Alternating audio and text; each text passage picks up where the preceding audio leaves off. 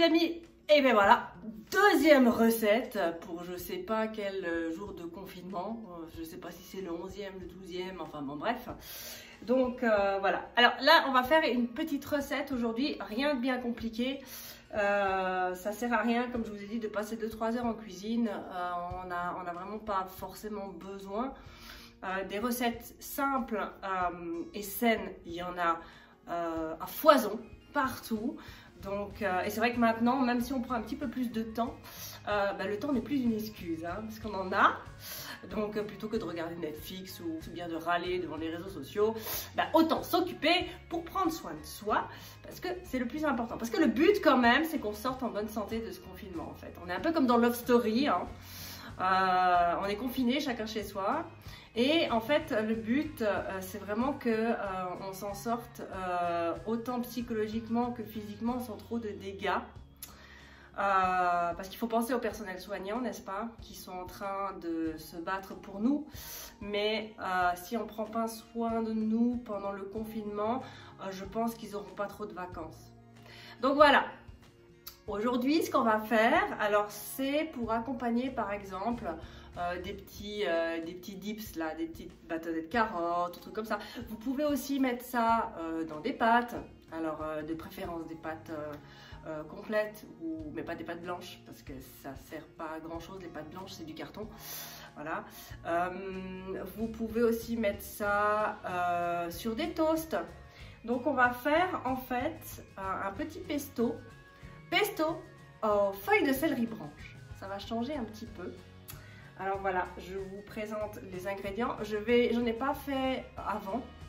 Je peux pas vous montrer comment ça se termine là, enfin comment ça fait. Pourquoi? Parce que éplucher, enlever les feuilles du céleri branche, c'est un peu chiant.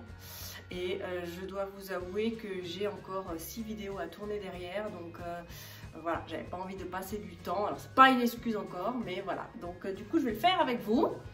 Alors on va regarder les petits ingrédients tout de suite. Voilà. Alors j'ai à peu près, oups, ça y est, je fais déjà des bêtises. J'ai à peu près ici, il faut à peu près 115 g de céleri branche, enfin de feuilles de céleri branche, n'est-ce pas? Que vous allez laver et puis essorer dans un sopalin, comme ça. Ensuite, ici, j'ai 60 g. Bon, moi, j'ai divisé par 2 la recette, hein, parce qu'aujourd'hui, je suis toute seule. Et puis que comme j'ai pas mal de recettes à faire, voilà. Mais bon, là, j'ai 30 g, mais en vrai, il faut 60 g de céleri branche. Alors, vous pouvez prendre des amandes. Moi, j'ai fait amandes pistache, parce que je trouvais ça sympa. Ça rappelle le vrai pesto, hein, voilà. Voilà. Ensuite, on a un demi-citron, le jus d'un demi-citron, du sel, de la fleur de sel en l'occurrence.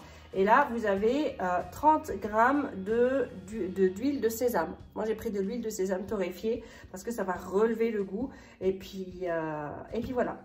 Donc, en fait, rien de plus simple. Il faut juste mettre tous les ingrédients dans le petit mixeur. Alors vous voyez que je ne suis pas équipée pro, c'est un mixeur tout à fait normal, hein, comme une ménagère. Donc voilà, il n'y a pas besoin d'être chef cuisinier et d'avoir des monstres trucs pour faire la cuisine. Et voilà, donc j'ai ça et vous mettez tout dedans et puis on va mixer. Voilà, bon, une fois qu'on a bien mixé, donc ça donne ça.